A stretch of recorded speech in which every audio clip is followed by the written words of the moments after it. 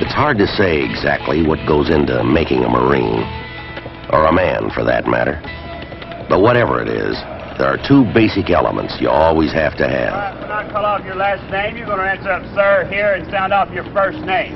Alice. One is good material, Brooker. and the other is the right environment. Buck. Here, sir, Gary. If the Marine Corps has come to be known for the caliber of men it turns out, it's largely because of the value the Corps places on both of these requirements. It may not look like it, but the Corps is very careful in selecting its recruits. And when it comes to training them, well, you can judge for yourself. For all Marine recruits, processing begins right here. You're now at Marine Corps Recruit Depot, San Diego, California. You're about to start your first day of processing. There are 5 days involved in processing. These 5 days do not count as part of your training.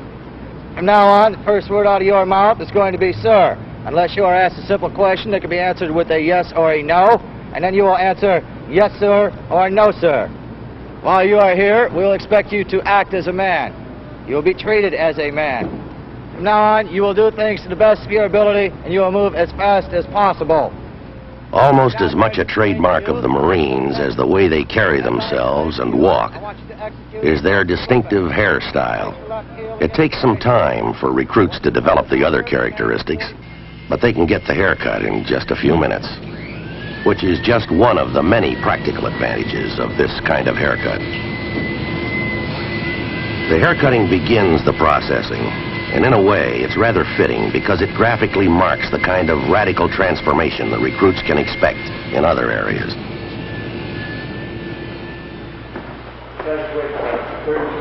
As the processing continues, the recruits get the initial issue of clothing they'll wear during training.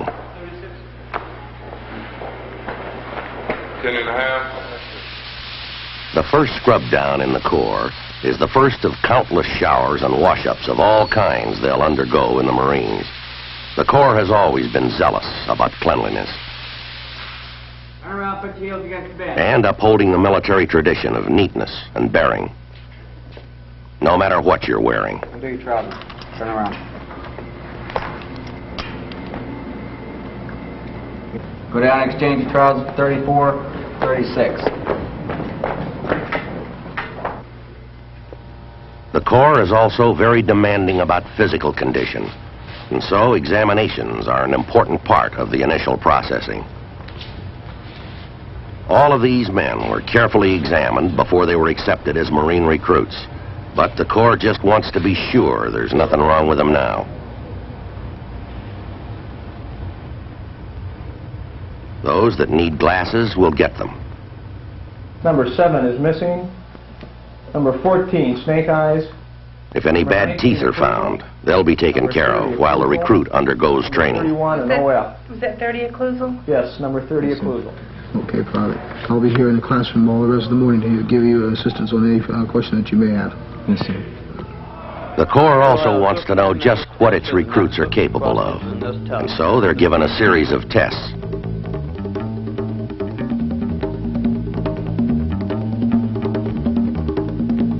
Those with some special skills will get more tests. 15, 18, 16, 19. The PT, or physical training tests, are designed to be equally revealing about the physical condition of the recruits. 5,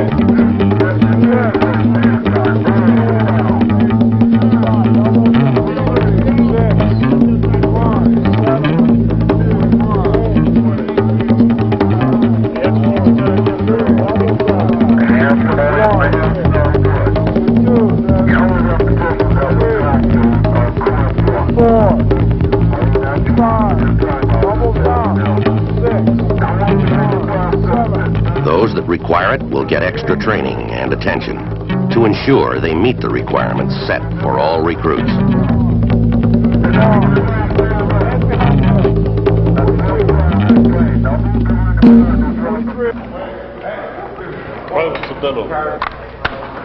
The last day of processing, the recruits receive their rifles and other tools of their trade, which they'll learn to use during training. 59, 27.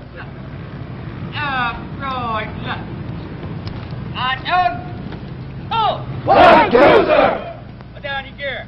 Aye, sir! Processing ends with the arrival of the drill instructors, or DIs, who will lead them through training. For the recruits, this is probably the most important event of the processing.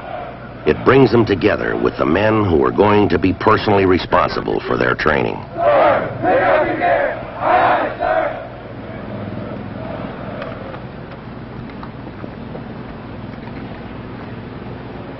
Eight to the left. Sir, next to the left! Aye, sir!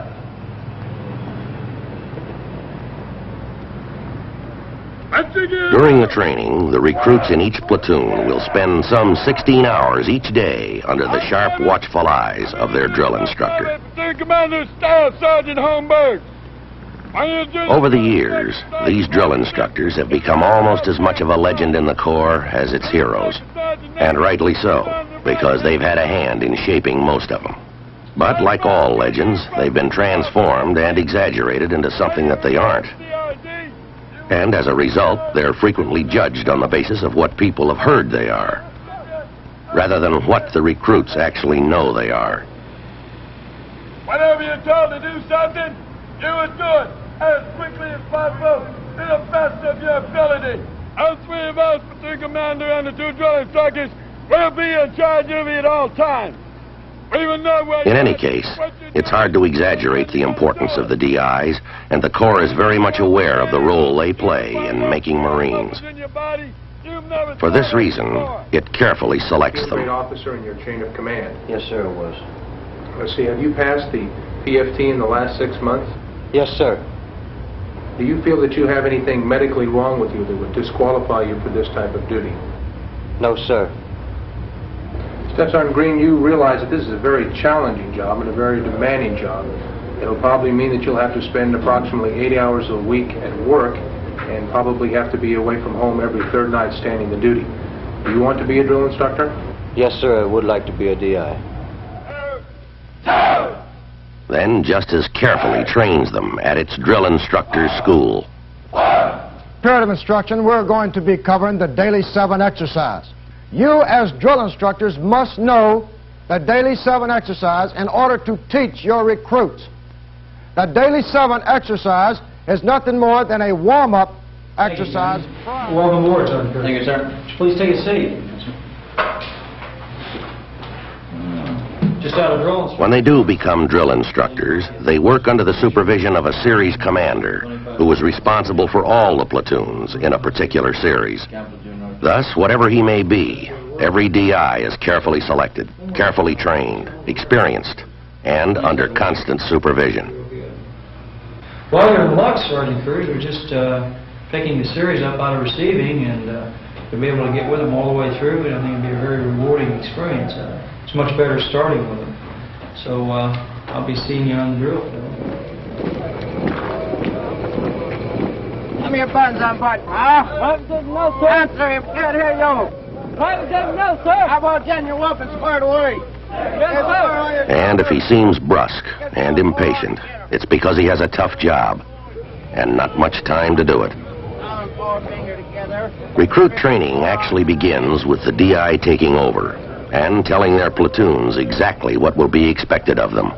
The first place they run up against these demands is on the drill field. They get more of the same in physical training, where they begin with the basic exercises.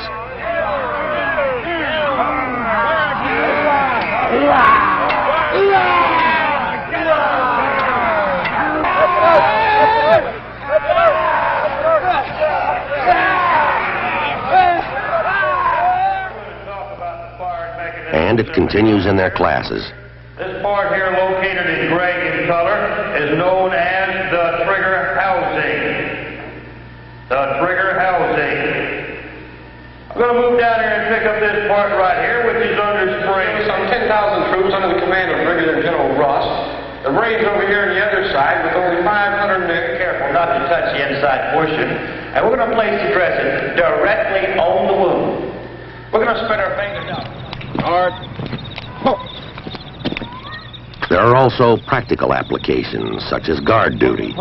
Sir, Bragg Gallardo reports post number 4, all secure. Post and orders remain the same, nothing unusual to report, sir. Report your post. Sir, 5 Gonzalo, post number 5. Training in close combat.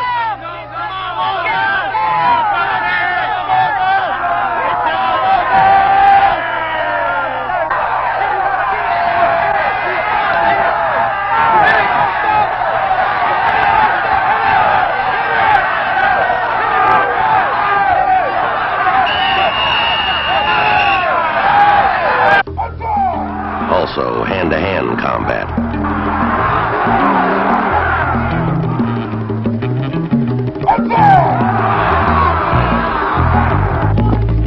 And more drilling.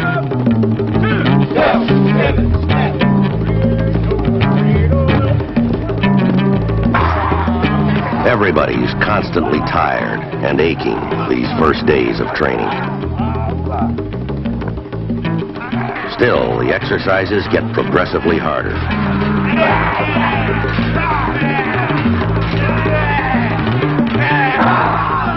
But they keep at it, and for most of them it pays off. For some, however, it's too much.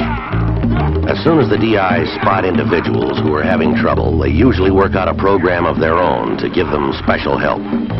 However, when a private's inability to progress hinders progress of the platoon and other recruits, he is assigned to the special training branch. Now, that's just a small part of the contract that each and every one of you people signed when you come in the Marine Corps. Now, that's part of the reason why you're here in motivation. Here, the recruits work and live with others who have the same problems, and special programs are set up to help them meet the training requirements. Some may require additional motivation. But you will get paid once. Others need help in physical conditioning. 2, sir. 1, sir. 2, sir. 1, sir. 2, sir. 1, sir. 2, sir. Hands over. Aye, sir. Some have medical problems which keep them from participating in the activities of a normal training platoon. For those who find it difficult to obey the rules, there's correctional custody.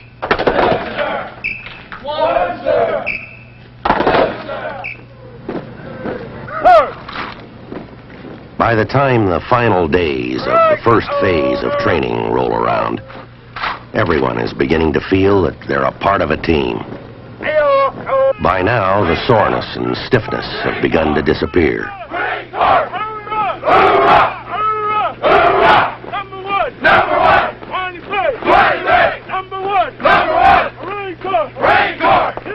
So have confusion and uncertainty. Private Pipper reporting back from sick bay as ordered, sir. All right, get your gear off and go with the rest of the series. All right, sir.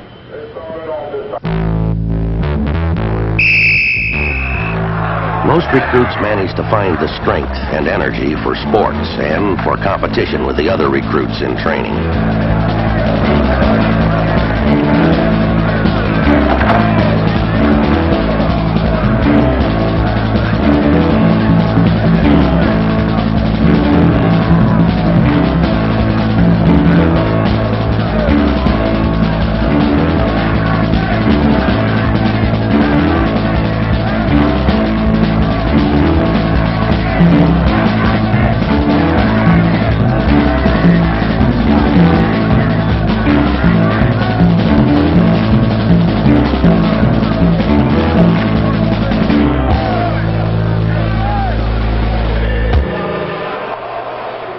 Drown-proofing is a vital part of recruit training, with every man required to swim at least 75 meters, fully clothed, and carrying a rifle.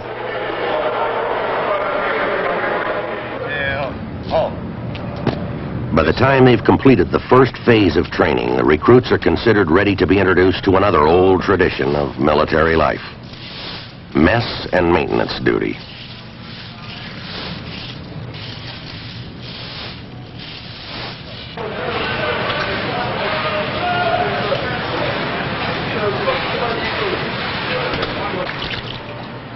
The recruits have a week of mess and maintenance during their training. Bone structure. You have to rely on They spend the next 2 weeks at the rifle range. Now, First, learning how to use their rifles. weapon into your shoulder, rotating up, keeping the right elbow up high, straight up. Bring the elbow well underneath the piece, aiming in, getting a good natural point of aim, squeezing the trigger straight to the rear. Then, practicing to develop skill.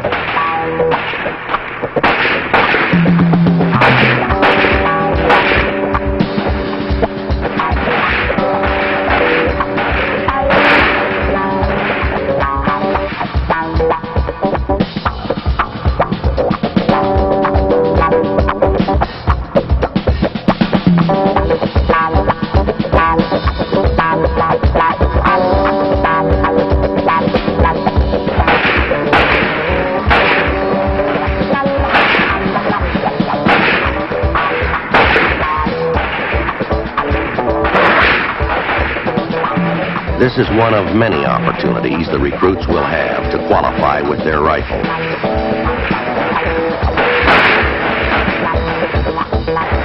All Marines are required to fire for score once a year.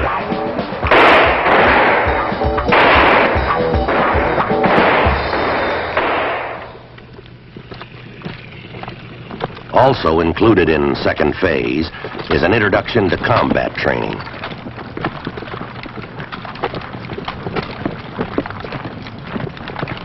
Here, the recruits are trained in basic skills they'll need in the field. Go up to 360 degrees.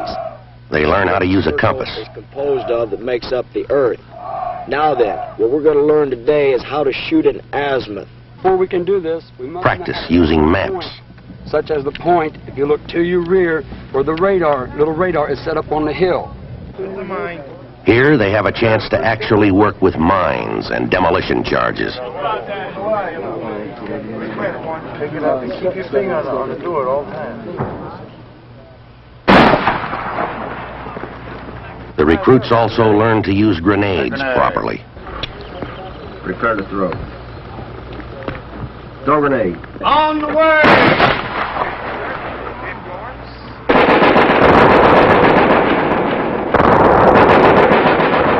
Infiltration training.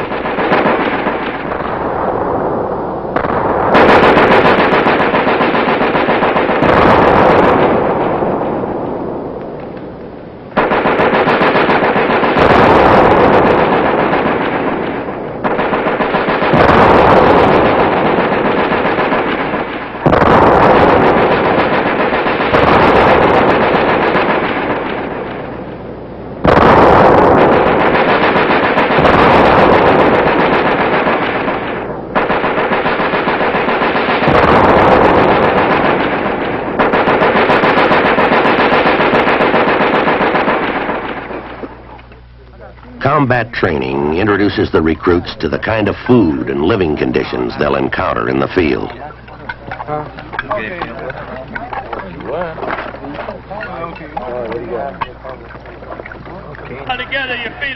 Practically all training is in the form of exercise, with the recruits actually doing what they're learning.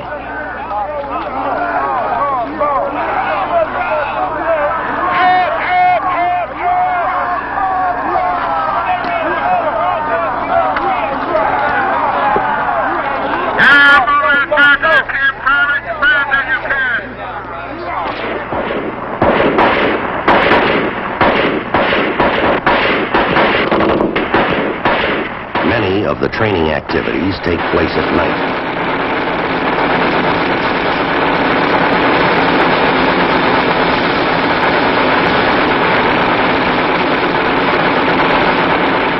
Tracer displays show the various kinds of coverage produced by different fire patterns.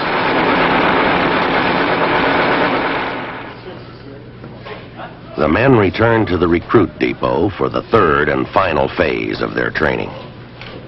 This is a spit and polish period, and everyone is very much aware that there are only a few weeks of training left. With the recruits expectantly looking forward to the end of their arduous and demanding schedule. and the drill instructor struggling to smooth out the rough edges in time for graduation.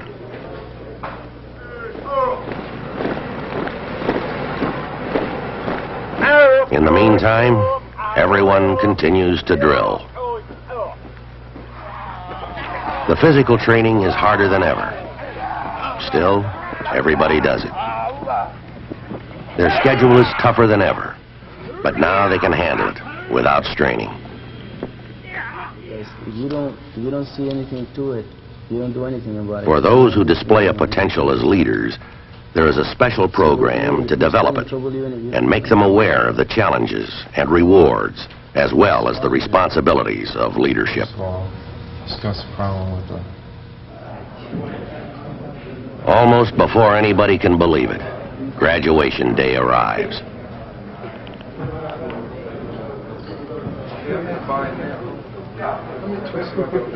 As far as the recruits are concerned, there are really no special preparations. Their barracks are always spotless. The ranks and uniforms display the same daily meticulous care. What family and friends of the recruits see here today is no special show, but actually the same conditions they could see any day.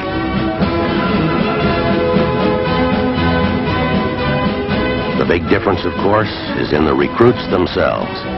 For parents and relatives, it's well worth the long trip many of them have made to be here. It's a proud and happy day for families and friends. The recruits' pride and feeling of accomplishment seems to be contagious. Even the seasoned old mentors who have gone through this many times before feel it. And some of those tough, stone-faced characters will even sheepishly admit that they feel a great sense of loss every time graduation day comes around. It's an especially proud day for the recruits who receive awards. And there are many, ranging from the most outstanding recruit to those who have excelled in the different areas of training. But whether or not they received a special award, all the recruits have a feeling of achievement. They've earned the right to be called Marines.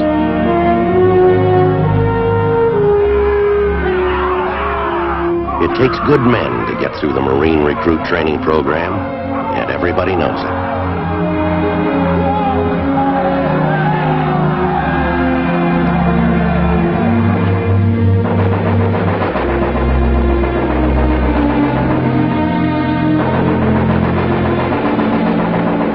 There are two facts you can't get away from. It's that the Corps obviously started with some pretty good men. And it's equally obvious that it did a pretty good job of training them. The whole thing is nicely summed up in the words of one mother who wrote, "We sent you a boy, and you sent back a man." She could also have said, "You sent back a Marine."